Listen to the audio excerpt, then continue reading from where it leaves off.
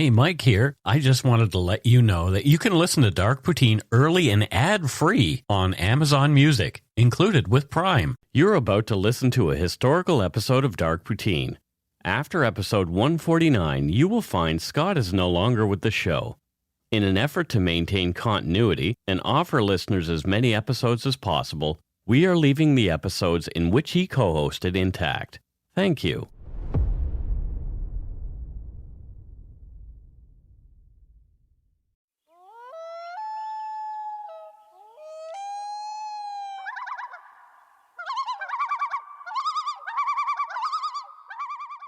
Welcome to Dark Poutine. I'm Mike Brown, creator and host. With me as usual is my good friend and co-host Scott Hemingway. Say hello, Scott. Hey, what's the haps, y'all? What's the haps? I don't know. No, I asked that. Okay, you ask and I'm supposed to answer? That's how that works, yeah. Well, I don't know what's happening. We're recording. And we just did a live thing. Yes, we did. That was fun. The views, information, and opinions expressed during the Dark Poutine podcast are solely those of the producer and do not necessarily represent those of Curious Cast, its affiliate Global News, nor their parent company, Chorus Entertainment. Dark Poutine is not for the faint of heart or squeamish. Listener discretion is strongly advised. We're not experts on the topics we present, nor are we journalists. We're two ordinary Canadians chatting about crime and the dark side of history. Let's get to it.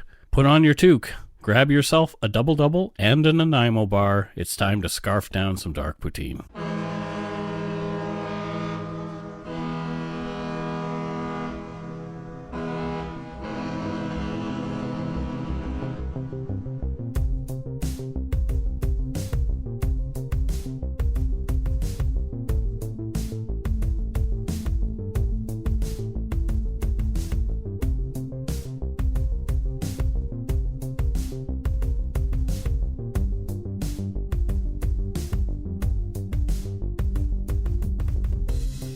The crimes of the individual that we're covering this week and next is local to us, has directly affected people I know, and has meaning to me personally. Yep, same. I have memories very direct to this. I'd been avoiding tackling this case for a number of reasons, and some of them are personal. I was appalled, though, after reading a few social media threads where some folks had no idea who this person was. Oh, really? Yeah. Wow, what, Canadians? Canadians. Oh, okay. It's a two-edged sword. Not only is he becoming forgotten as perhaps he should be, but his victims are being lost to history as well, to all but their still grieving family and friends. Those victims deserve to be remembered. Yeah, absolutely. The monster's depravity horrified Canadians a decade and a half before Paul Bernardo, and 20 years prior to Robert Pickton. Yep. Over a 9-month period, from November 1980 until July of 1981, this man who called himself the Beast of BC abducted, raped, and murdered 11 boys and girls between the ages of 9 and 18. All of the victims are children. This will be a very difficult case for many, including Scott and myself. We'll do our best to leave out unnecessary detail that does not move the story forward. Yeah, thank you. I wanted to say thank you again to Rebecca McNall for helping with the research for these next 2 episodes. These crimes are horrendous, and we wish to warn our more sensitive listeners that this might not be the episode for you. This is a multi-part series. We felt it best to start with the first murders, the community's terror, and subsequent investigation. This is The Beast of BC Part 1, the first 7 murders.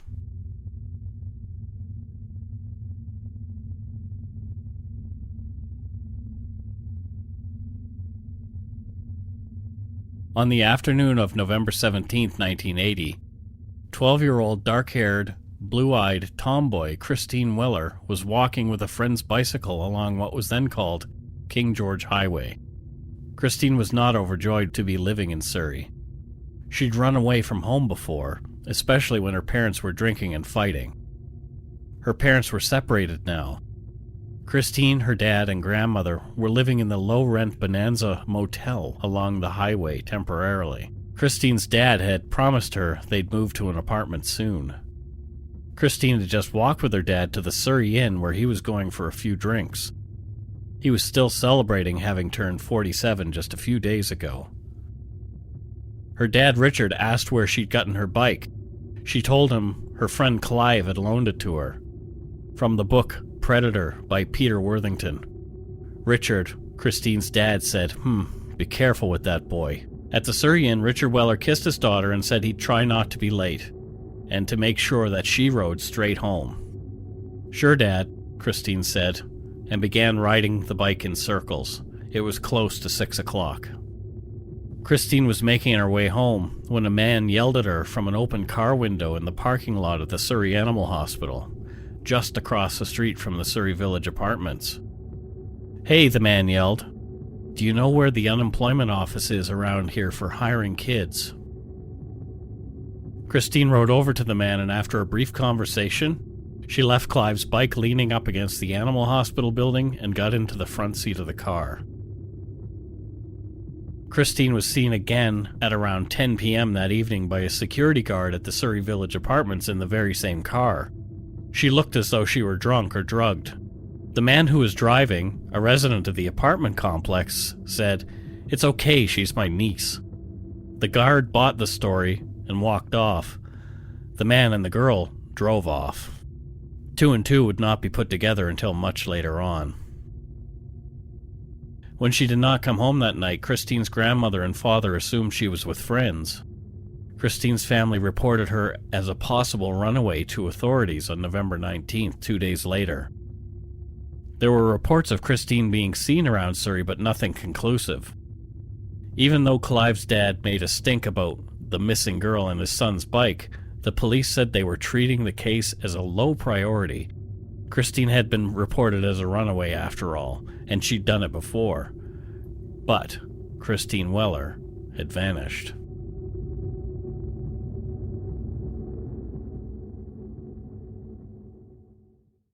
Yeah, so much of that hurts. You know, she's a year older than my oldest daughter. Yeah. So I can really picture her in that situation, and the poor girl's circumstances, the family situation, everything is sad. On Christmas Day in 1980, it was sunny and warm in the Lower Mainland. People were out for walks in their shirt sleeves, no jackets. One man taking advantage of the beautiful day was a guy named Bill Andrew. He'd decided to take a walk along the Fraser River, off River Road, near the Westminster Highway, both leading to Richmond. It's a nice area. While making his way to the river, Mr. Andrew caught sight of something strange in the leafless blackberry bushes. His first thought, a well-known true crime cliché, was that he was looking at a mannequin. But the realization that he'd found a body quickly replaced the first thought. Okay, yeah, so right off the bat for me, I know that area very well. I didn't know that was one of the location of the first body or any of the bodies, victims, and I used to drive there daily taking my dad to work, so it's a very uneasy feeling to know that, like, every day in that area. I'm driving past probably where the body was. It's uneasy. Andrew ran back to his car, drove to Westminster Highway, and flagged down the first cop he saw, taking him back to his grim discovery. Christine Weller had been found. She was nude, she'd been drugged, at least with alcohol, sexually assaulted, strangled and stabbed. She was missing a ring from one of her fingers and a chain with a crucifix that had hung around her neck. It was determined that she may have been there since the day she disappeared, or very soon after. The press announced that Christine had been found. Police were asking for help to find Clive's red 10-speed bike, and gave Christine's description, hoping someone saw something. Nobody had. The bike was found, though, next Saturday in the brush behind the Surrey Animal Hospital. The principal of Christine's school later said, although she had problems as many 12-year-olds do, Christine was never disruptive at school. She was a good kid. Yeah, I'm sure she was. Oh. At Christine's memorial at the Coquitlam mortuary, the reverend officiating said that God's wrath was waiting for his killer. Yeah, well, sadly it didn't come soon enough. Police were pretty much stumped early on, and they tried to connect it to other child slayings that had taken place previously. They had no idea of the hell about to be unleashed. Yeah, just a disgusting piece of shit. One man who lived right across the street from the Surrey Animal Hospital where Clive's bike was found became obsessed with Christine's case and talked about his theories any chance he got. His friends thought he was crazy and a braggart. His wife told him often to shut up and stop talking about it. But he kept on. Even though he was well known to police, They didn't talk to him about Christine initially. Perhaps if they had, we wouldn't be sitting here talking about him.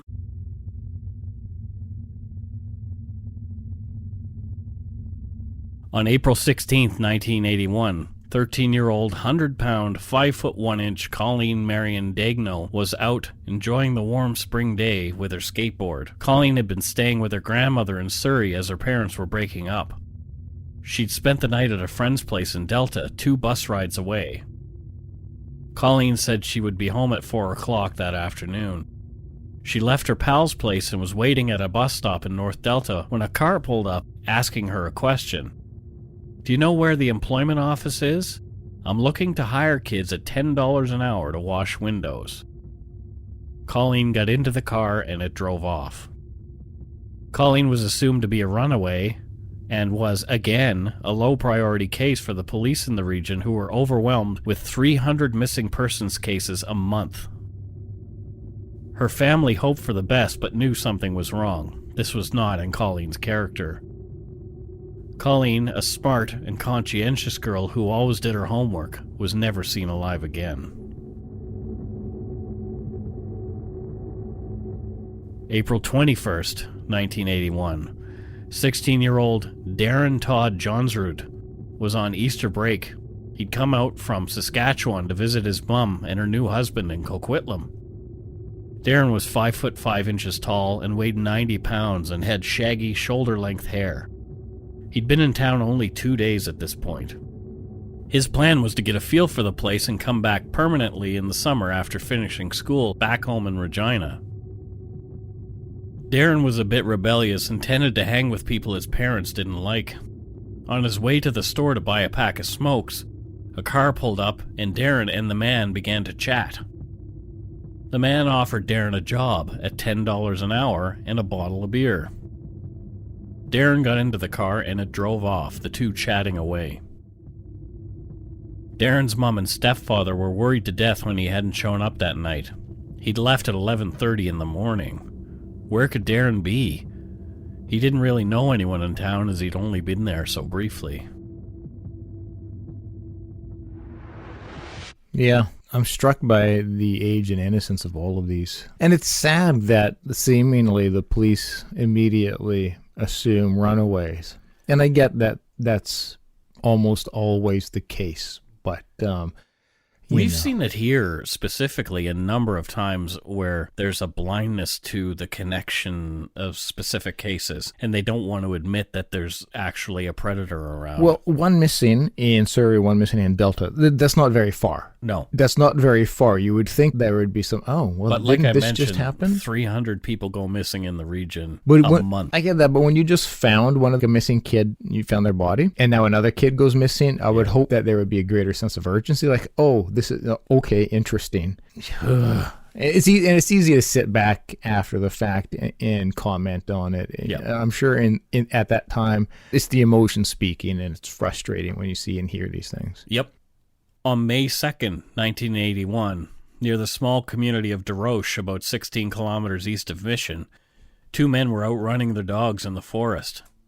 One of the dogs became upset and froze in place just down the trail near the river. Yeesh. On investigation, the men found a naked, clearly deceased young boy slumped over a stump. Oh, Jesus Christ. After a few days of some confusion between police and Darren's family, a positive idea was made.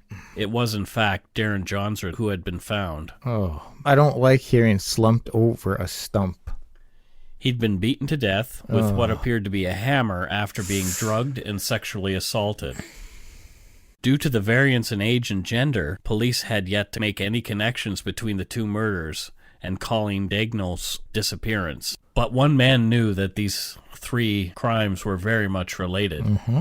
He had other things to take care of. He was set to marry the mother of his newborn son on May 15th, 1981. Compartmentalization much? Yeah, right? Which is quite common with serial offenders. Yeah.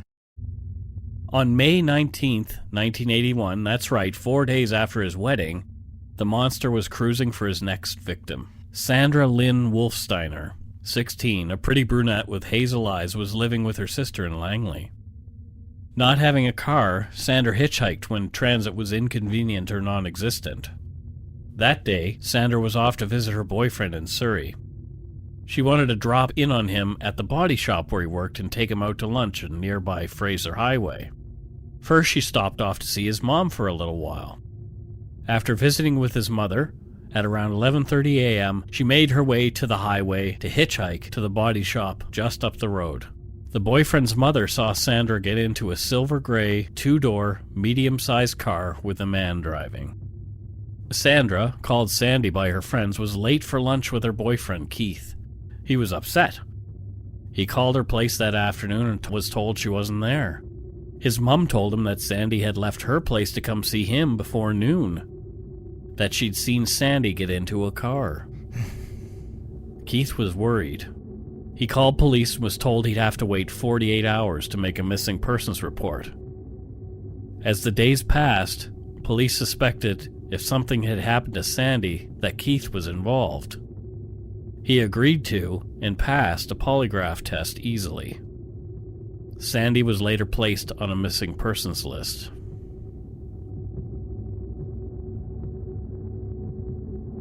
Yeah, I'm sure not only the polygraph was supporting that he had nothing to do with it, but he has a pretty strong alibi. He's at work, and so, oh man.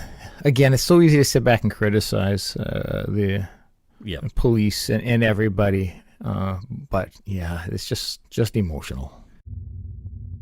On the morning of June 21st, 1981, 13-year-old Ada Anita Court had just finished up a babysitting gig in an apartment rented by her brother and sister-in-law.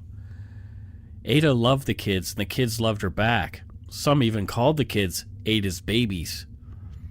Ada was going to take a bus back home to Burnaby, where she planned to visit her boyfriend. She vanished on the way to the bus. What no one realized at the time was that Ada had been picked up by the apartment caretaker's son in a black pickup truck, our monster. After he admonished Ada for getting into the car with a stranger, he plied the youngster with beer and the promise of more work as they drove. Oh, well, he's got a pretty clear M.O. how he goes about. A hitchhiker's much different. You don't really have to have a... That was more of an opportunity. Yeah, but you can definitely... He's got an M.O. He's got a rhythm to how he does it. At around 8 p.m. that same night, a White Rock band we'll call Jim was out for a drive near Weaver Lake in the Agassiz region, a popular park and picnic area. Yeah, but quite far from here. As Jim rounded a corner, he saw a man beside a black pickup truck. The man was bent over a girl in a multicolored sweater. She wasn't moving. Jim thought the man and the girl needed help, so he got out of his car and asked if he could be of any assistance. The man, with the girl at his feet, simply stared at Jim, not responding to any of his questions.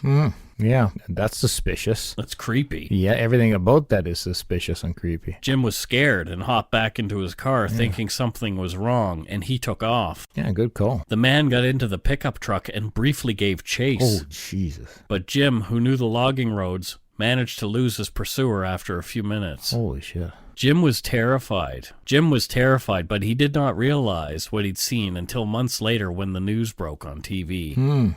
Jim did not report his encounter to police until it was all over. Oh, wow. Who knows what might have happened had he talked to the cops right away. Perhaps the next month, July of 1981, would not have been so bloody, as our perpetrator would go on to kill 6 more children in the span of only 30 days.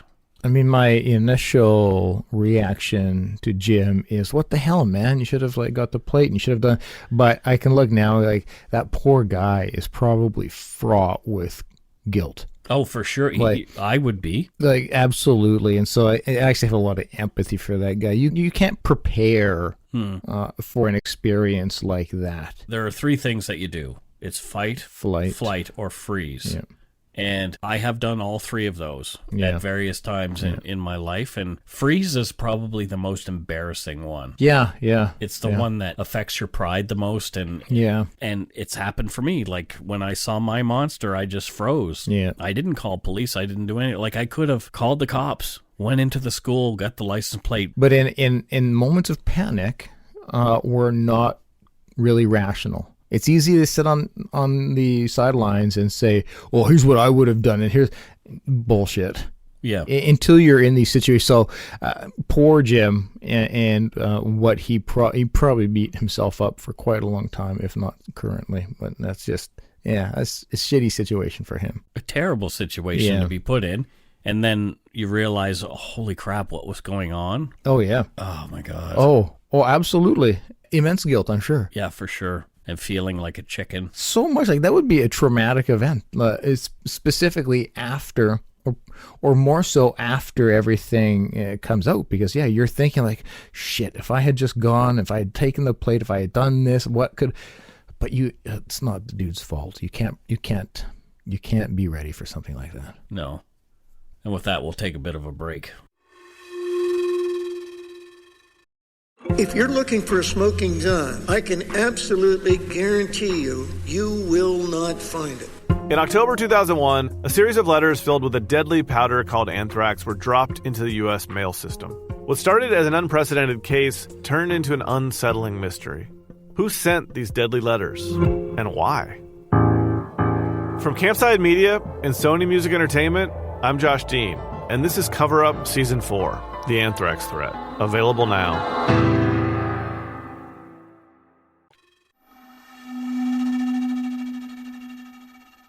Detectives began looking into the disappearance of Ada Court. Our predator's connection to the property and previous criminal history, specifically that of sexual assault, caught their eye. They began to look at him as a suspect, but very cursively. This man's residence, places he frequented, and the places that these youngsters disappeared from seemed to be connected. Yeah.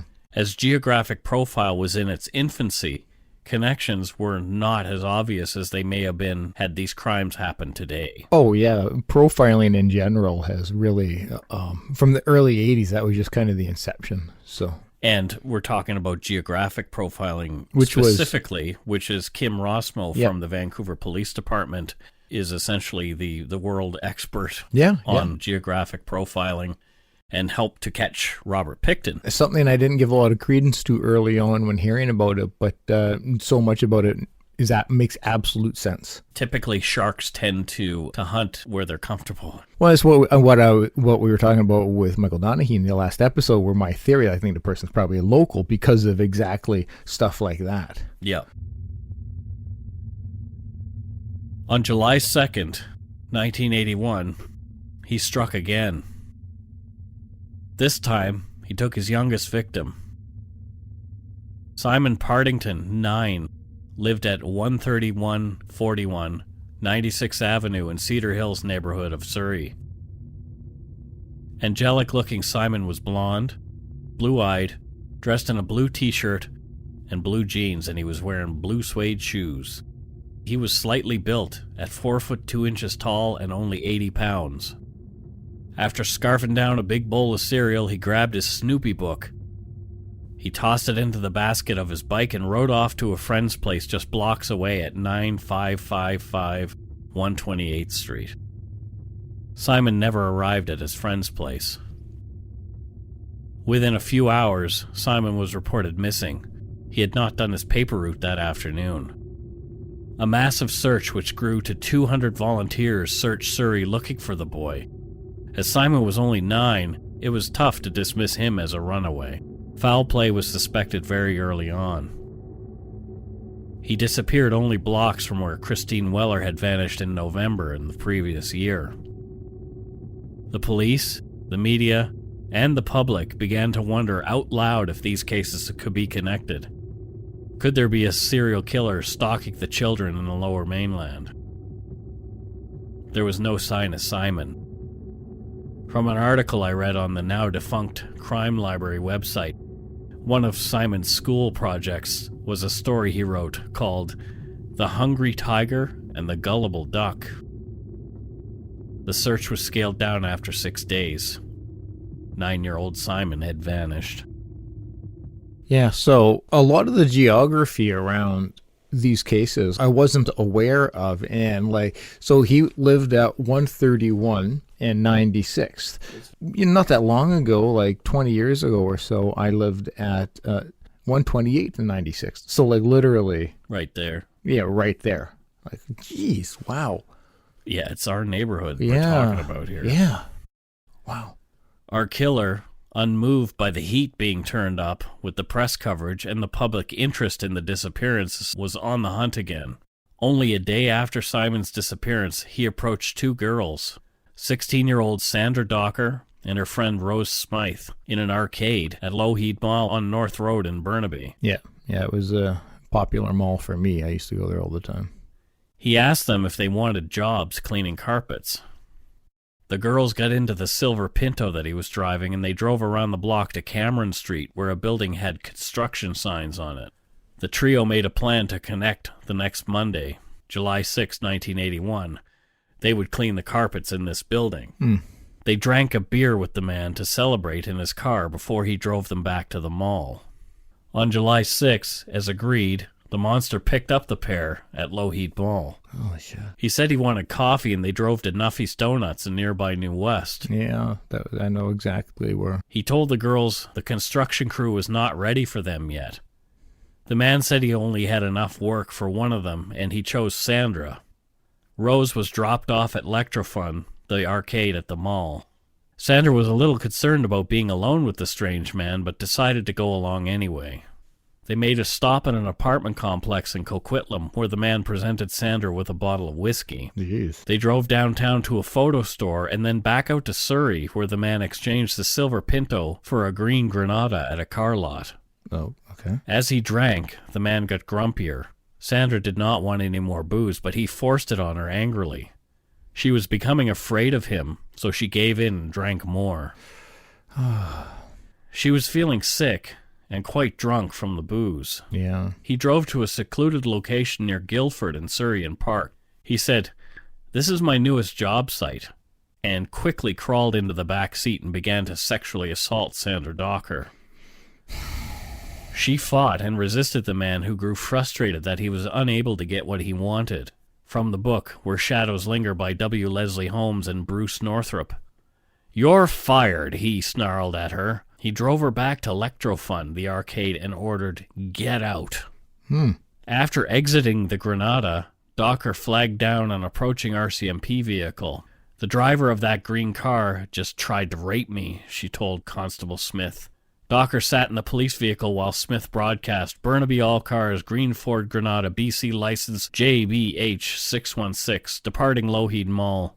Proceeding east on Cameron, one male occupant, Caucasian, 40 years, brown hair, wanted for sexual assault. It just happened." Oh, wow. Police gave chase and picked up the man. Holy shit.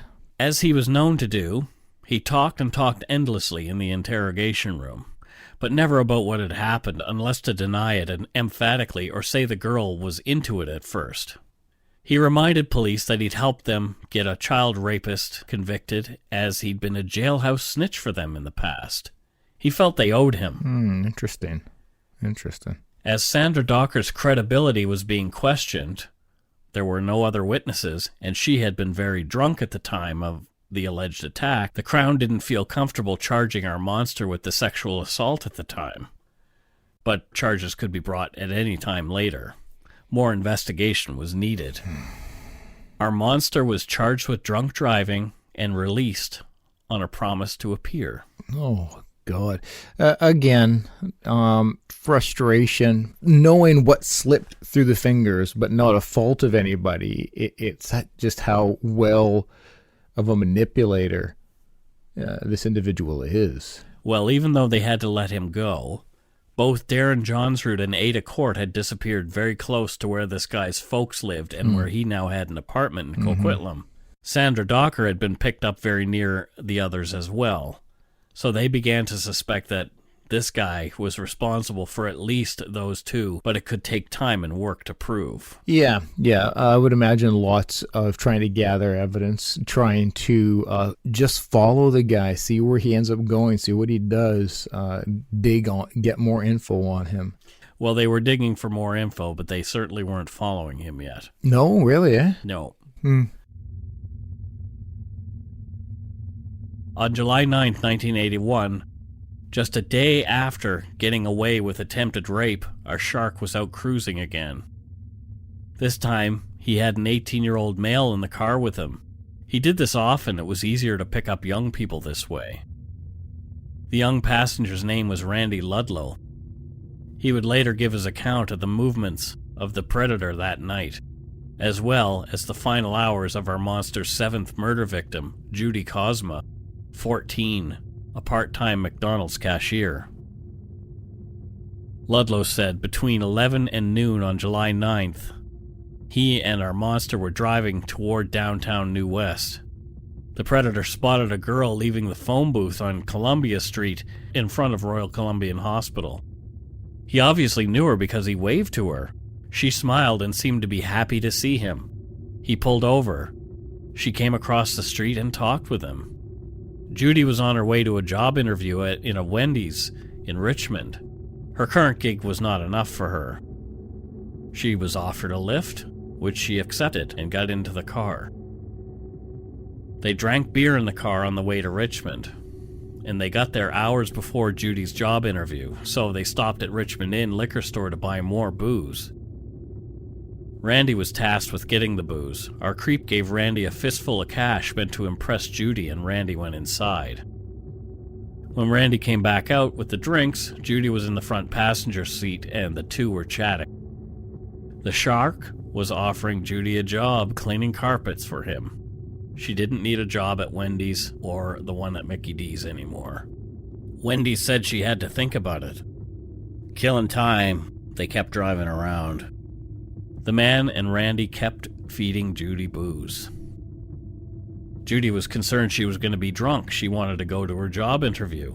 The shark gave Judy pills, saying, "These will keep you from getting drunk. But I told you, you don't need that job anymore." Judy was still not convinced. They made their way back to Coquitlam, where the shark had his apartment. As he went inside for a moment, Judy, now drunk and stoned on the pills, confided to Ludlow that she was worried she'd miss her job interview in Richmond. The predator dropped Ludlow off at the Lougheed Mall and drove away with Judy. He later told Ludlow that he'd dropped Judy off at the Wendy's in Richmond. She was never seen again. The next day, our creep took his wife and young son to Los Angeles to the Knott's Berry Farm theme park until July 21st, 1981. Oh, you could just see how brazen he's getting. Like, everything at the beginning was still quite brazen, but he's just getting more and more. He just feels like he's invincible, yeah, like he'll never be caught. And then he takes his wife and his newborn son to Knott's Berry Farm the day after. Yeah. Yeah, like clearly you just murdered somebody, and whatever. I'm gonna go take the family. We're gonna go have a great time in L.A. Like, but again, that's that compartmentalizing that these guys are great at.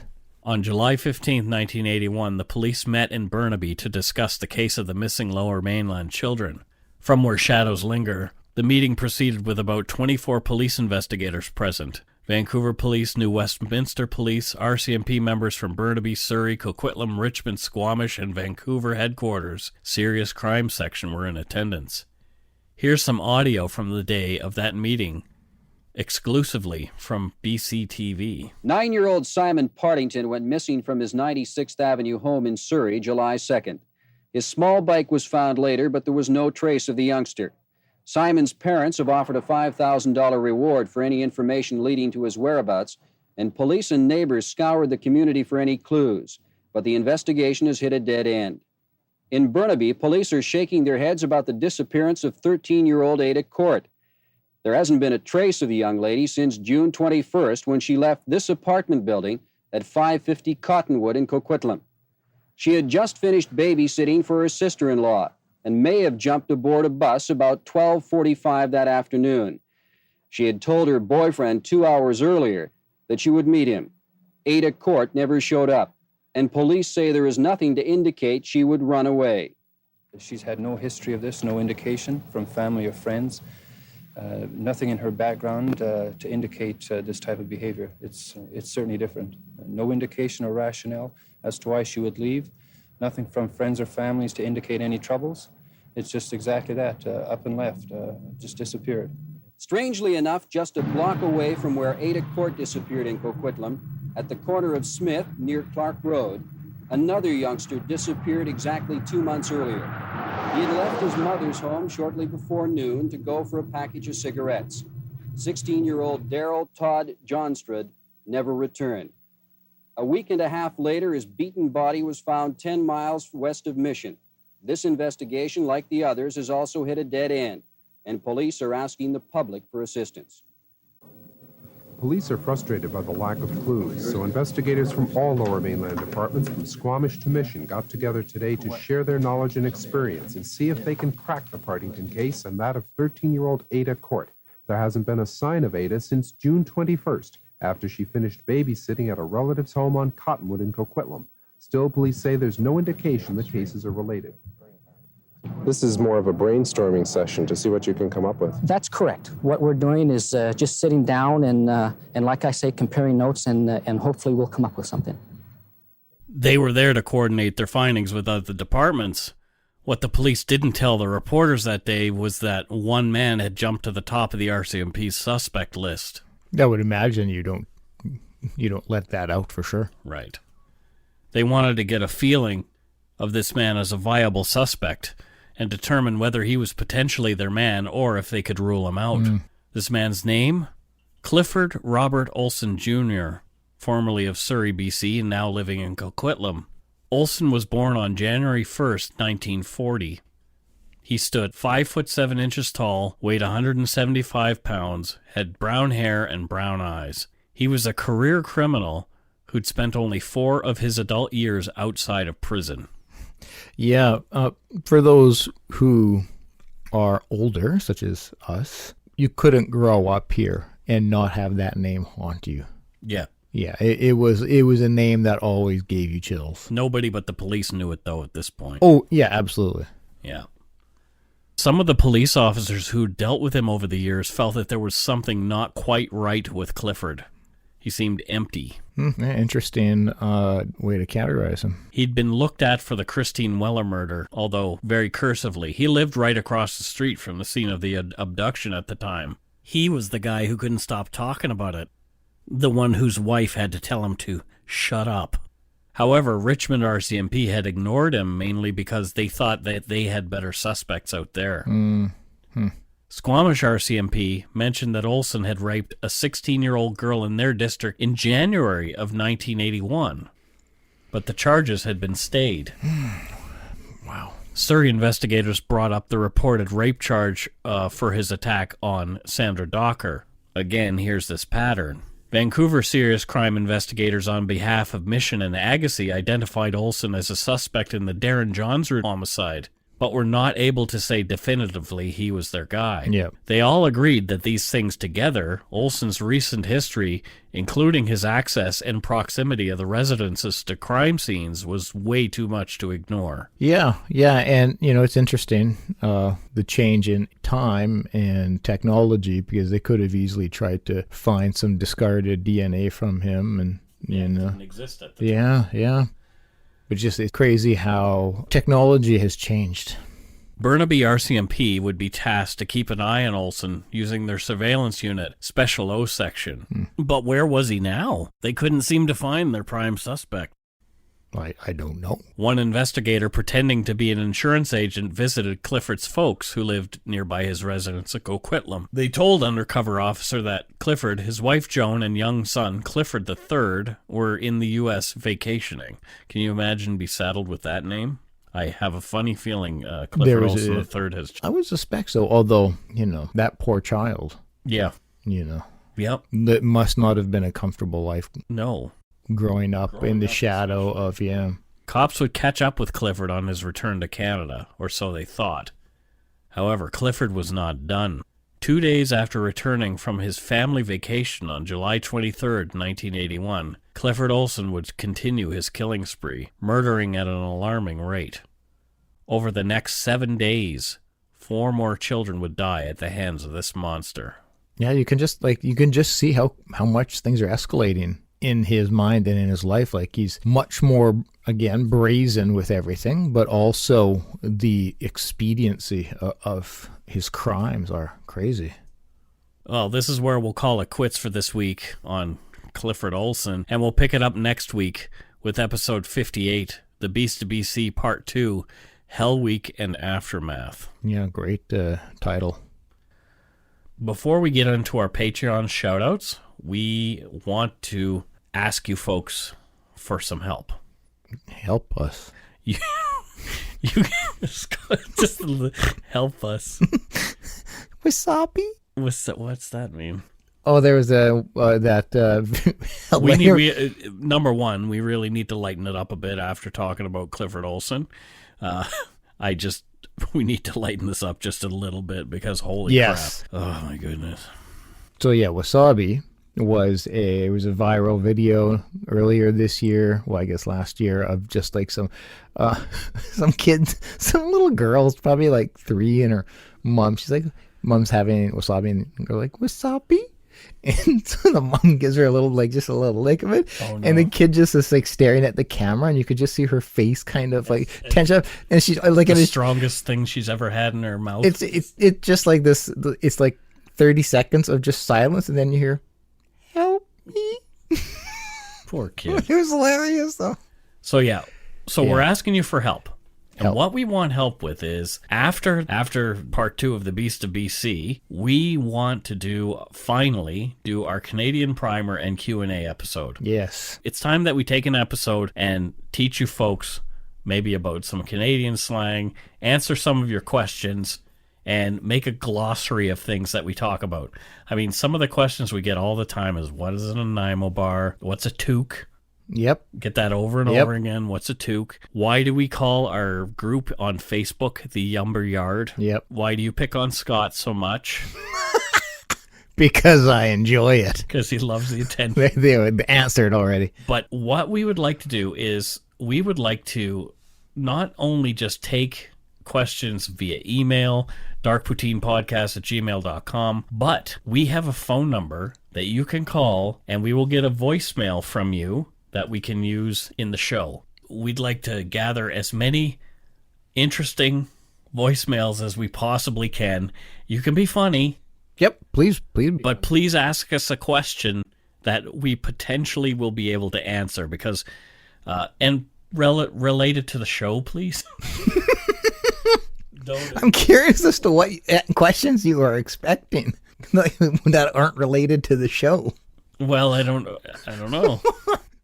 Oh, I know where you go, like politics and shit like that. Yeah, we're not interested. We're not going to talk about politics. Yeah, well, I'd love to, but no, not on the show. No, because that would be bad. Well, we could talk about like what's your favorite song? Yeah, ask us that kind of stuff. Yeah. What's your favorite color? Yeah, who's your favorite? That's really what it's about. Is you guys getting to know more about us. Well, maybe not getting to know more about you because it's not a conversation. But yeah, we want you guys to learn more about those questions that you have about Mike and I. Like, ask away. And the show. And the show. Well, the show is Mike and I. Well, yes. So you can call us at our phone number, which works because I'm getting voicemails there now. It's 1-604-595-2448. And if you forget that or you can't find it, go to darkpoutine.com/contact and you will see it. That's darkpoutines.com/contact. That's right, 1-604-595-2448. Leave us a voicemail. We're interested. And if it's something like, the guys on True Crime All the Time answer voicemails on their show, so we're open to that too. If you feel like calling and leaving a voicemail about one of the shows that we've done, like give your review. If you're going to say we suck, we're probably not going to play it, just so you know. Or we might, but you might get an earful. Yeah. Or we might cut up what you say and make it sound like you thought we were awesome. Oh, I love that, yeah. Because we're very good at that. Yeah. We could do that. Cutting and pasting. So give us a phone call because we do really want to hear from you. So it's our Q&A episode, and that one is going to take place on, this episode releases on the 21st. The next one is the 28th, so it'll be February 4th. Yes, but we'll be recording on the 30th, correct? That is correct. Yeah, the January 3rd. So get your questions in before the 30th. We would prefer the earlier the better. Yeah. Because then we can collate them all. So Yep. So January 30th will be the latest we want you to call and leave a message. January 29th will be the latest that we want you to call and leave a message, because if we're recording on the 30th, we won't have time to be listening to voicemails on the 30th. So it's January 29th. Yep. But have at it, I guess. Ask us questions. Yeah, we're curious what you want from us. Hey, if you want to mention why haven't you done particular episodes, we'll tell you. There may be some that we're never going to do because we're avoiding them due to publication bans. Publication bans, us not wanting to be murdered. There's that. There's that. And we will answer all of those questions. Yeah. Is your hair real, Scott? How can hair be that glorious? You can ask that. I'm pretty certain your hair is real. No, I know. No, it is, or else it wouldn't be balding. It's real, like I wouldn't buy a wig of like balding head. Like that. That's like defeats the purpose. It's balding head wig, Scott. So, yeah. Give us a call, leave us a voicemail, send us an email, but we'd prefer a voicemail because it's an audio show. It's fun to have that and you will be on the show. Yeah, I love it when our audience gets to be on the show. We've done the go shit in your hat episode, yeah, that was fun. Yeah, and someone sent me a voicemail today over Facebook, and I think they were drunk when they sent it. Oh my God! But I'm not going to call it out who it was. And I'm not going to be mean because that would be mean. But I want to hear it after this. Yeah, I'll play it for you. Anyway, so let's get to our Patreon shout-outs for this week. And holy crap, shit. There are a lot of good eggs this week. So we may not have time to make things up for the people who are not. My God. I know. Wow. It's great. Thank you, number one. Yeah. Holy smokes. So first up is Jeanette Kielbasa. So Kielbasa, is that like, it's, I don't know if it's spelled the same way, but is that Wiener? Yeah, no, she is the heiress to the kielbasa throne. Oh, like the hot dog. Yep. She's the lineage is strong there. I hear if you bathe in hot dog water, it makes your skin vibrant and pretty. My skin's already vibrant and pretty. There you go. Shauna Dexter, one of our Yumber Yarders from Cumberland, Ontario. Hey, Shauna. Karen Siefker, one of our longest listeners from Minnetrista, Minnesota. Thank you, Karen. Karen's been around. She's one of the I believe she's one of the mods on the Minds of Madness page. Yeah, she's been around for a while. Love her. She's awesome. And that's a lot of min in where she lives. Minnetrista, Minnesota. Minna. Mary Willig, also from Minnesota, but this one is from Minneapolis. Also still, some minis. Yeah, still a lot of men in it. Hey, Mary. Rachel Bowman from Big Bear City, California. I actually would love to live in a place called Big Bear I was just City. gonna say, that's a name I love. I like that too. Yeah. I think I'd even live in Little Bear. Little Bear. I'd live in Little Bear City. Sure. Average Bear City. Mary Watts from Virginia Beach, Virginia. Thank you, Mary. Hey, thanks, Mary. Michelle Wunatai from Toronto, Ontario. Hey, Michelle, thank you. Another Yumber Yarder. Most of these people are, but we've just had discussions with April Dawn Ray very recently, and she's from North Saanich, BC. Yep, I've had some chats with her as well. She is totes a good egg and big-time horse lover. Horse lover? Horse lover.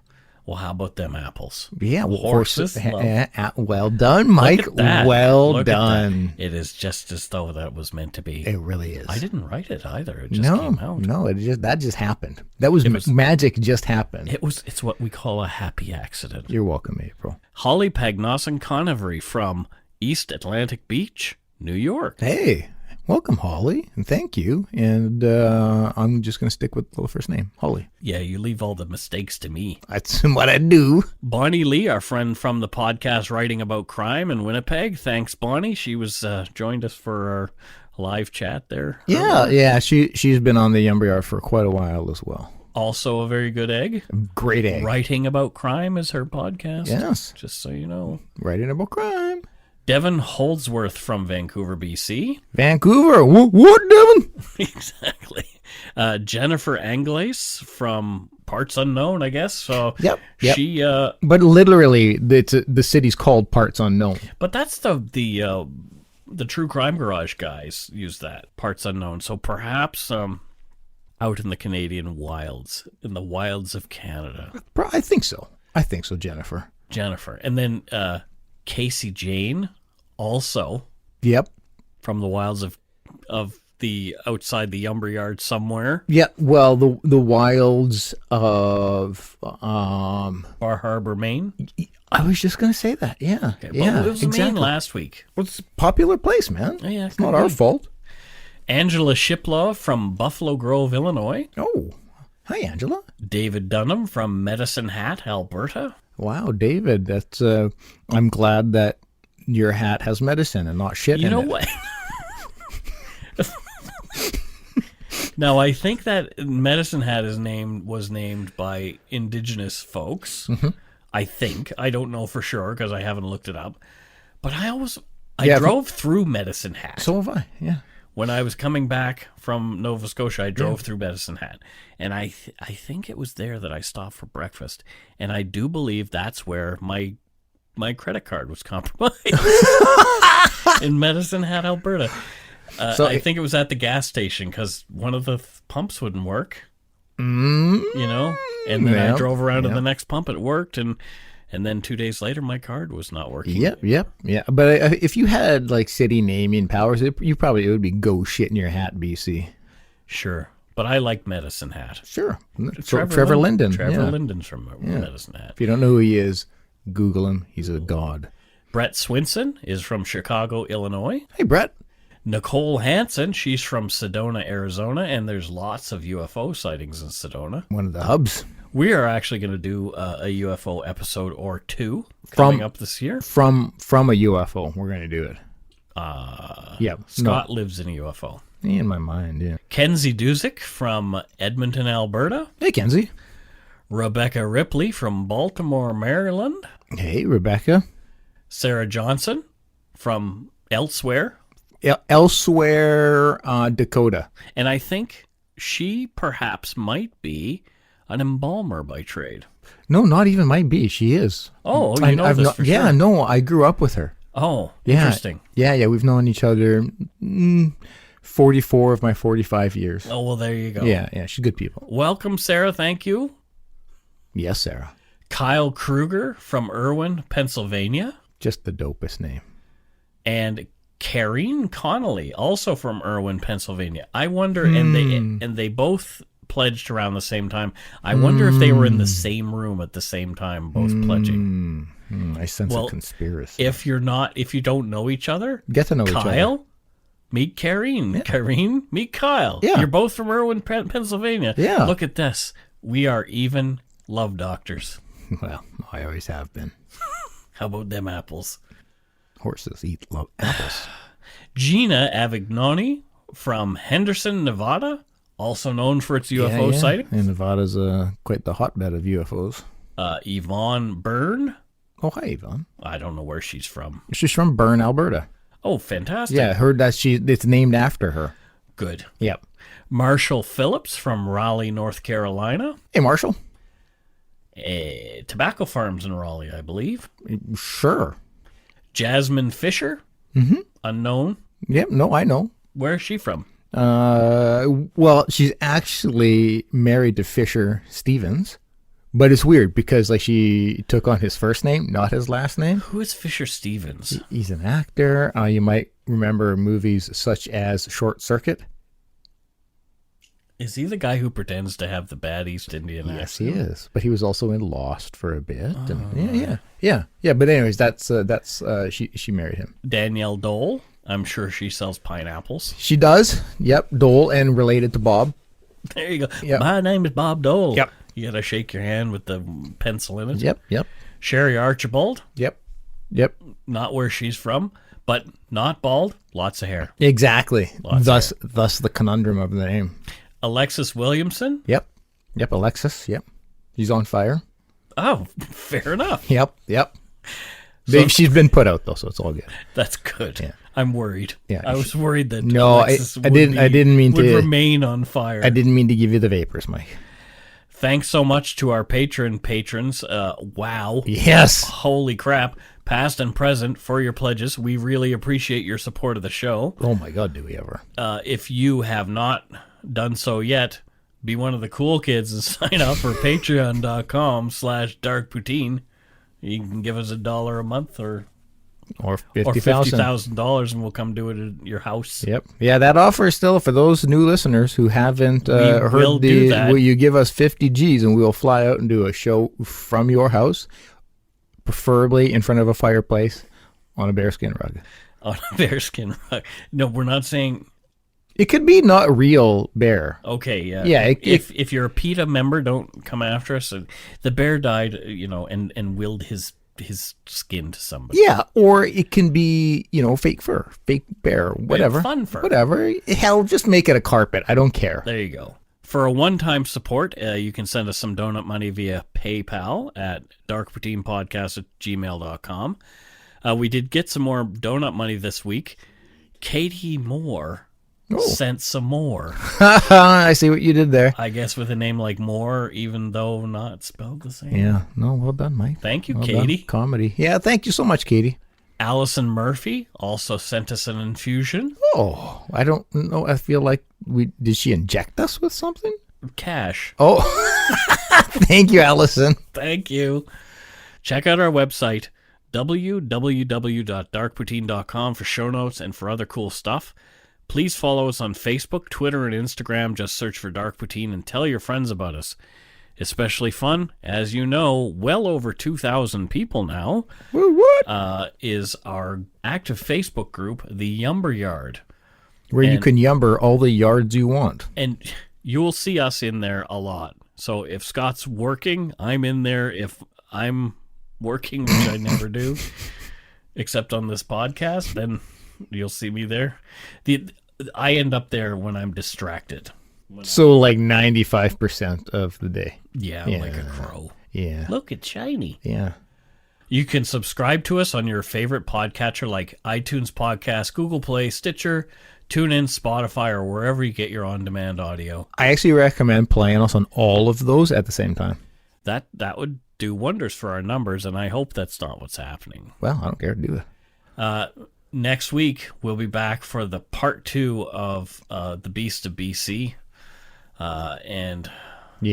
So please remember, call us with your voicemail questions. We really, really, really would like that. Would like to hear from you.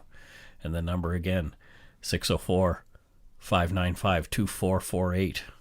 With a 1 in front of it. With a 1. Yeah. Yeah. That's it for this week. Don't forget to be a good egg and not a bad apple. Bye-bye, everybody. Good night, children.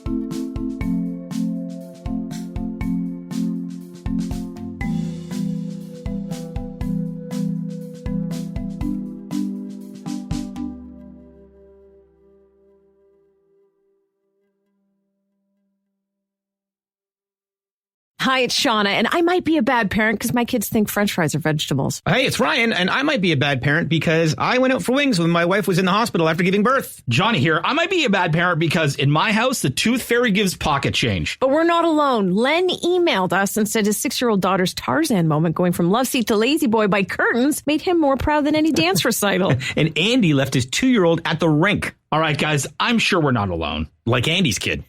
For stories and confessions like this, make sure you check out our podcast. It's called Bad Parents, and it's available wherever you get your podcasts. I left a glove at the rink.